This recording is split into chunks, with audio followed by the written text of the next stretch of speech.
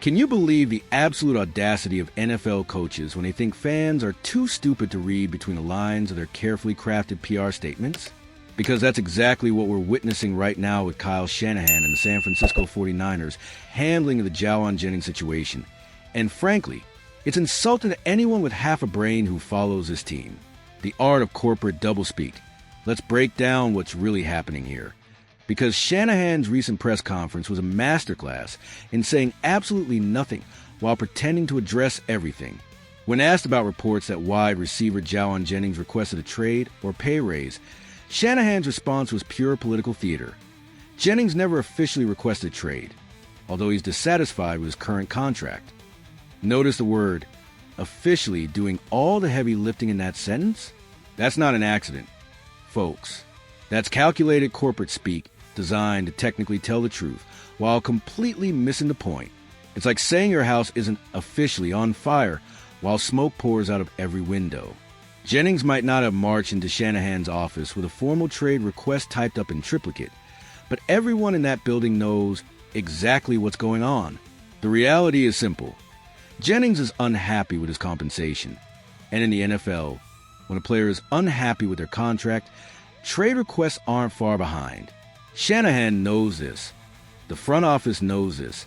And every reporter covering the team knows this. But instead of addressing the elephant in the room, we get corporate doublespeak that insults everyone's intelligence. The numbers don't lie. Even when coaches do, here's where this story gets absolutely infuriating for any 49ers fan paying attention to actual performance versus compensation.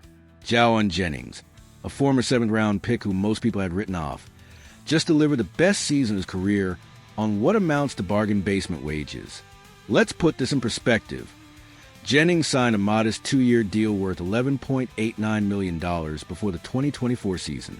That's not life-changing money in today's NFL, especially when you consider what he delivered in return.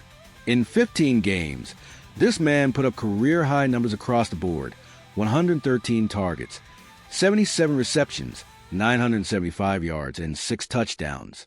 Those aren't just solid numbers. They're the production of a legitimate WR1 in most NFL offenses. But here's the kicker that should make every 49ers fan's blood boil. While Jennings was putting up these numbers on his bargain contract, the team was preparing to lose Brandon Aiyuk to injury and Deebo Samuel to Washington. The organization essentially watched their depth chart thin out while their most productive receiver worked for peanuts. And now they're acting surprised that he wants fair compensation. The uncomfortable truth about organizational loyalty, what makes this situation particularly maddening, is how it exposes the one-sided nature of NFL loyalty. Teams expect players to honor their contracts, show up, perform at elite levels, and never complain about compensation, even when their market value skyrockets. But those same teams have zero hesitation about cutting players, restructuring deals, or trading away fan favorites when it suits their financial interests. Jennings exemplifies everything teams claim they want. He was drafted late, worked his way up through the system, improved every year, and became a reliable target for Brock Purdy. He's the poster child for organizational development and player growth.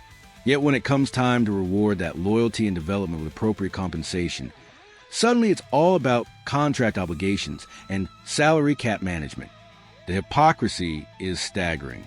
The 49ers will spend millions on free agents who've never played a snap in their system, but they'll nickel and dime a homegrown talent who's proven he belongs in their offense. It's the kind of short-sighted thinking that destroys locker room culture and sends a message to every young player in the organization.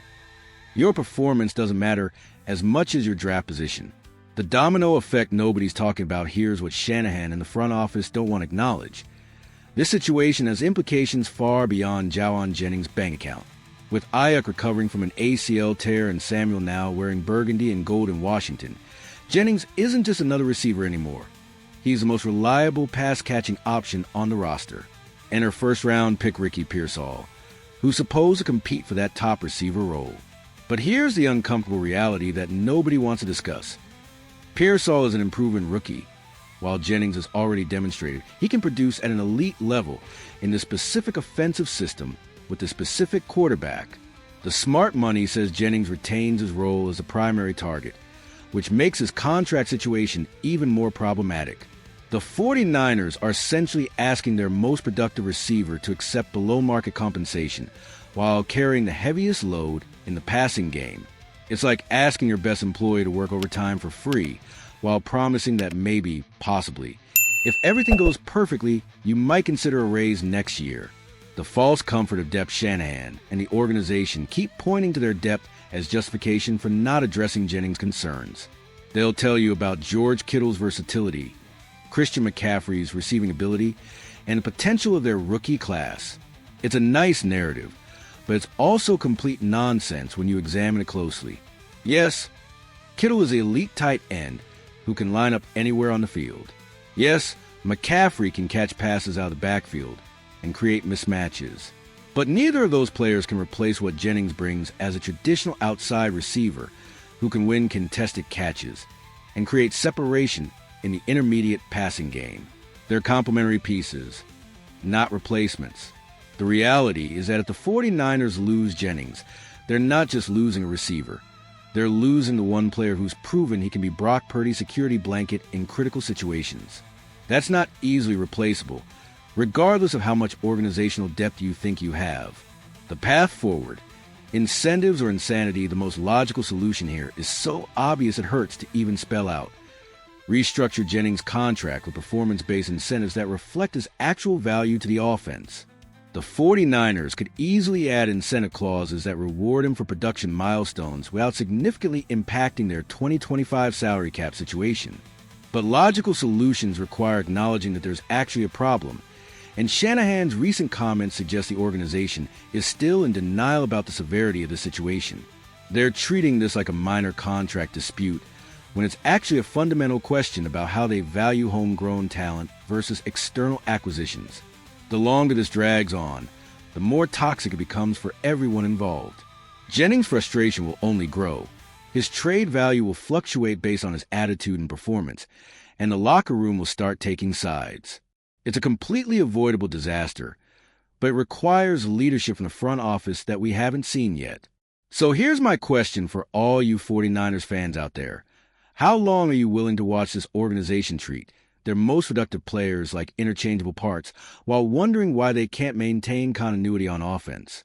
Drop your thoughts in the comments, and if this breakdown opened your eyes to what's really happened behind Shanahan's carefully worded statements, hit that like button and let's keep this conversation going.